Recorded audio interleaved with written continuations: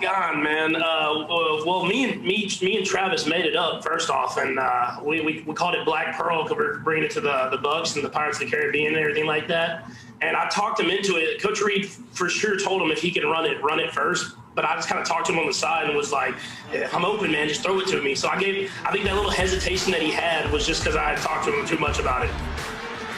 Let's go next to Nate Taylor. Go ahead, Nate. Patrick, when you look at obviously the pre-snap and what, like you mentioned, just getting that single high safety, just how much does it still surprise you when you know 10's out there? And my second part of this is how much, Tyreek mentioned Sammy today as being a part of his success.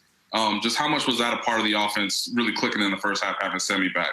Yeah, definitely. I mean, Sammy being able to work the middle of the field, even when he's not getting the ball, he's getting other guys open. And then as well as at the beginning of that game, they were, instead of that safety going over the top of Tyreek, they were going over the top of Travis.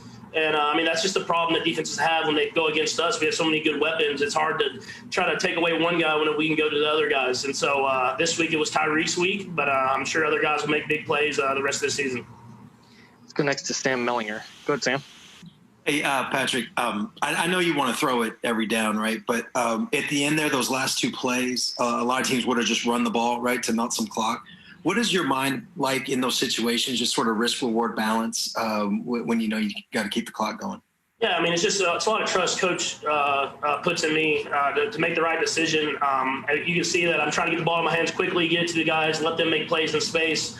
And another thing, I mean, they have a really good defense, especially against the run, and so they're getting a lot of penetration up front. And I'm trying to get to our playmakers in space and let guys make plays.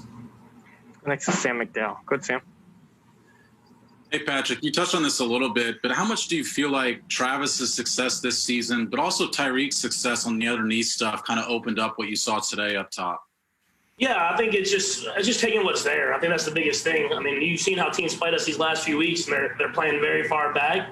And we were able to find ways to move the ball down the field and score that way. And then this week, especially at the beginning of the game, they kind of came up and played tighter and played up close. And we were able to hit some shots downfield. And that's just the maturity of this offense as a whole, of knowing how to run their routes based off the coverages that they're getting, and then I try to get them the ball and let them make plays.